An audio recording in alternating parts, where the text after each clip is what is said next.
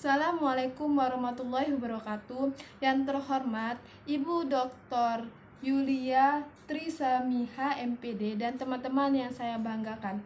Puji syukur kehadiran Allah Subhanahu wa taala yang mana pada pagi hari ini kita masih diberikan kesehatan dalam melaksanakan presentasi. Sholawat serta salam marilah kita panjatkan kepada junjungan Nabi Agung kita Nabi Muhammad SAW beserta para sahabat dan pengikutnya hingga akhir zaman. Perkenalkan, nama saya Siti Naila Zulfa dengan NIM 1810201054. Di sini saya akan mempresentasikan proposal saya yang berjudul Analisis Motivasi Belajar Siswa pada Pembelajaran Daring kelas 5. Adapun pembahasan yang akan saya jelaskan, yang pertama latar belakang, yang kedua landasan teori, dan yang ketiga metodologi penelitian. Latar belakang, lembaga pendidikan adalah suatu tempat usaha di mana terjadinya suatu proses belajar mengajar yang memiliki tujuan dalam mengembangkan potensi yang ada di dalam diri peserta didik. Di dalam Undang-Undang Republik Indonesia Nomor 20 Tahun 2003 tentang Sistem Pendidikan Nasional, dalam pasal 3 dinyatakan bahwa fungsi pendidikan nasional adalah mengembangkan kemampuan dan membentuk watak serta peradaban bangsa yang bermartabat dalam rangka mencerdaskan kehidupan bangsa, bertujuan untuk berkembangnya potensi peserta didik agar menjadi manusia yang beriman dan bertakwa kepada Tuhan Yang Maha Esa, berakhlak mulia serta berilmu, cakap, kreatif, mandiri, dan menjadi warga negara yang demokratis serta bertanggung jawab. Pendidikan dapat berjalan dengan baik di mana peserta didik mampu memahami ilmu pengetahuan yang mereka peroleh. Sekarang ini masih banyak permasalahan-permasalahan yang ada di dunia pendidikan yang dapat menghalangi proses belajar mengajar. Salah satu permasalahan yang dihadapi peserta didik adalah menimba ilmu adanya wabah penyakit. Wabah penyakit ini yang disebut dengan virus COVID-19. Berdasarkan Surat Edaran Nomor 4 Tahun 2020 tentang pelaksanaan kebijakan pendidikan pada masa darurat penyebaran virus, Mendikbud menghimbau agar semua lembaga pendidikan tidak melakukan proses belajar mengajar secara langsung atau tatap muka, melainkan harus dilakukan secara tidak langsung atau jarak jauh. Maka dari itu, seluruh lembaga pendidikan menggantikan proses pembelajaran dengan menggunakan metode pembelajaran online atau pembelajaran dalam jaringan yang disebut dengan daring. Identifikasi masalah yang pertama yaitu kurangnya motivasi siswa pada pembelajaran daring selama pandemi COVID. Yang kedua adalah adanya kendala yang dihadapi siswa pada saat pembelajaran daring. Yang ketiga, kurangnya minat atau keinginan siswa dalam belajar. Yang keempat, siswa jenuh terhadap banyaknya tugas yang diberikan oleh guru. Batasan masalah dari penelitian ini yaitu penelitian dilakukan hanya membatasi siswa kelas 5.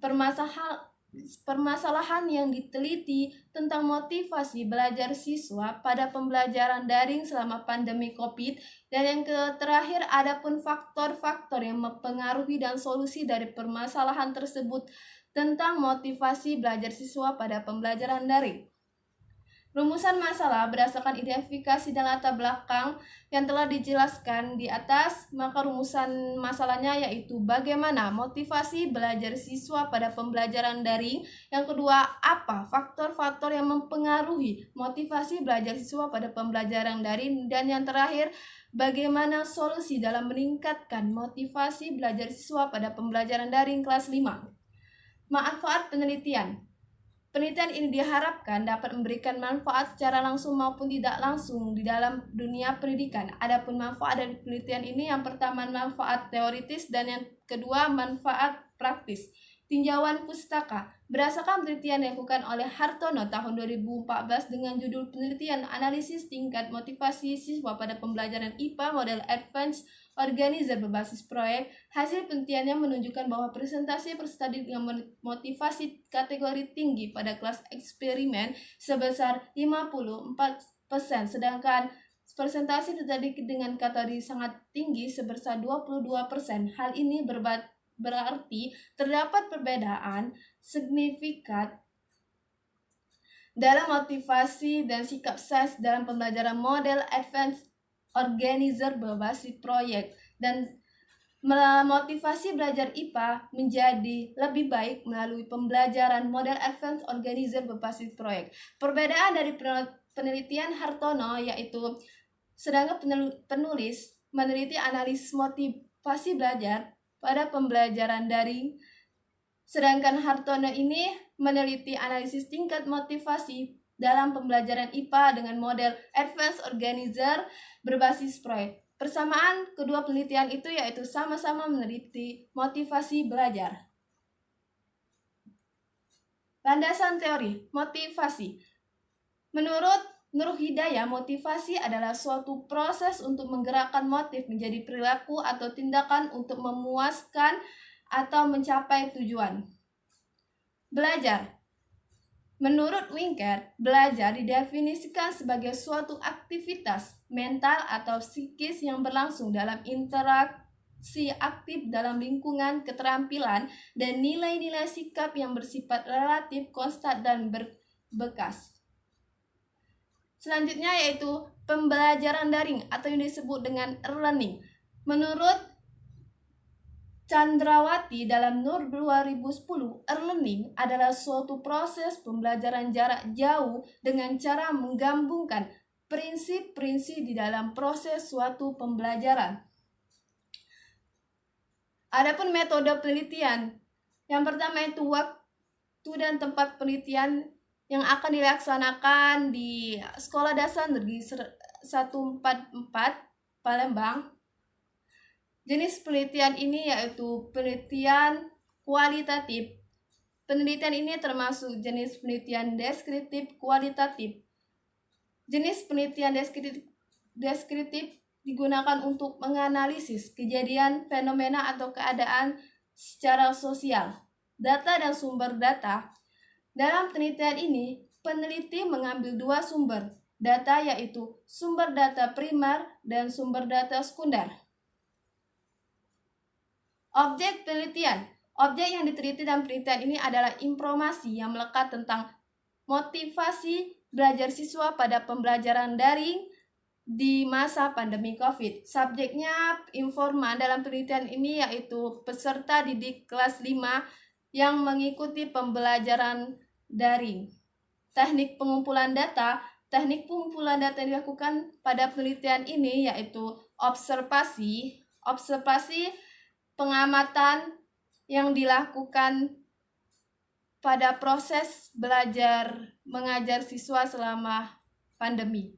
Proses pembelajaran daring yang dilakukan antara guru dan peserta didik. Wawancara yang dilakukan yaitu wawancara struktur, di mana informan yang akan diwawancarai yaitu peserta didik kelas 5, dan dokumentasi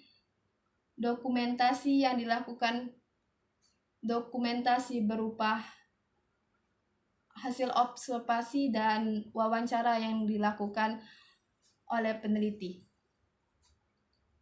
Yang terakhir adalah teknik analisa data. Analisa data yang digunakan yaitu model Mills dan Hubern.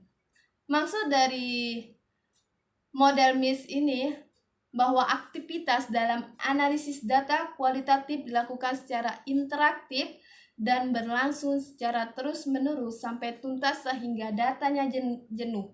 Langkah-langkah dalam analisis model Mills dan Huberman adalah sebagai berikut. Yang pertama, reduksi data. Yang kedua, penyajian data. Dan yang terakhir, penarikan kesimpulan. Itulah presentasi seminar proposal yang dapat saya sampaikan. Lebih kurangnya saya mohon maaf, kepada Allah saya mohon ampun. Saya akhiri, wabillahi taufik wal hidayah. Wassalamualaikum warahmatullahi wabarakatuh.